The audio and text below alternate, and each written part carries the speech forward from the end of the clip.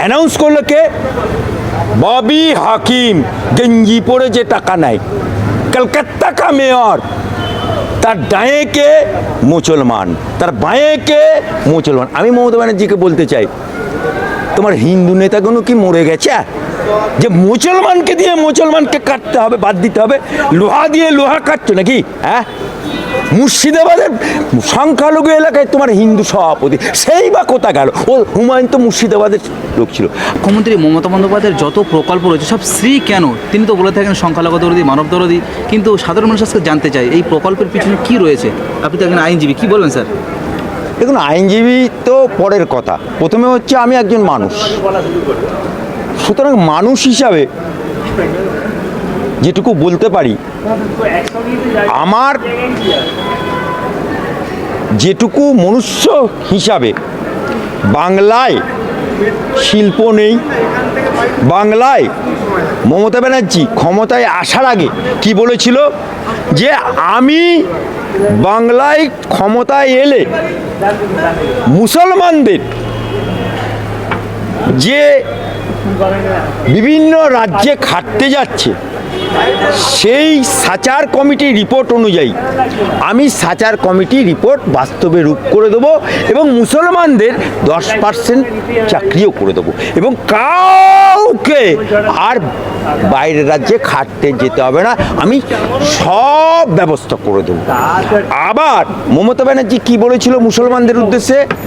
মায়েরা, বুবুরা, খালারা, আপনারা এই দেখুন, বুদ্ধদেব ভট্টাচার্য বলছে মাদ্রাসাতে গুন্ডা তৈরি হয়, মাদ্রাসাতে টেররিস্ট তৈরি হয়। আমি বলছি মমতা ব্যানার্জি, আমি ক্ষমতায় এলে এই যে মাদ্রাসা 273খানা, আমি এটাকে 10,000 করে দেবো। কিন্তু আমরা আসলে 15 বছর ক্ষমতায় থাকার পর আমরা বাস্তবে কি দেখতে পেলাম? নোট করো মমতা ব্যানার্জি, যদি বাপের বিটি হবে, যদি এক বাপের পয়দা হবে তুমি, যদি তুমি সাত্ত্বিক ব্রাহ্মণের বাচ্চা হবে, তাহলে আমার কথার জবাব দেবে। কোথায় গেল তোমার সাচার কমিটি রিপোর্ট? কোথায় গেল তোমার 10,000 মাদ্রাসা? ওরা তো বামপন্থ 273, তুমি 275খানা করতে পারলে না। 10,000 তো বহু দূর কা বাত হয়। আজকে মাদ্রাসাগুলো যেগুলো চলছে সব তালা পড়ে যাচ্ছে, তালা পড়ে যাচ্ছে। আলিয়া মাদ্রাসা তার জায়গা দখল করে নিচ্ছ তুমি, দিয়ে অন্যজনকে দিয়ে দিচ্ছ। আজকে নিউ টাউনে মসজিদ রয়েছে, সেই মসজিদে ইলেকট্রিক কেটে দিলে, কেটে দিয়ে পাঁচিল ভেঙে দিলে, দিয়ে সেখানে দুর্গাঙ্গন মন্দির করে দিলে। আজকে হুমায়ুন একটা মুসলমানের ছেলে, নবীর উম্মত, সে একটা মসজিদ করবে বলেছিল, সরকারি কোনো বাপের টাকা না, তার নিজের টাকা, জনগণের, মুসলমানের টাকা, উনি হিন্দুদেরও টাকা নেবো না বলেছিল, তার টাকায় মসজিদ করবে বলেছিল। তাতেই তার পেছনে বাঁশ পাঁশ, ছোলা আছোলা সব রকম বাঁশ দিয়ে দিল আমার হাইকোর্টে।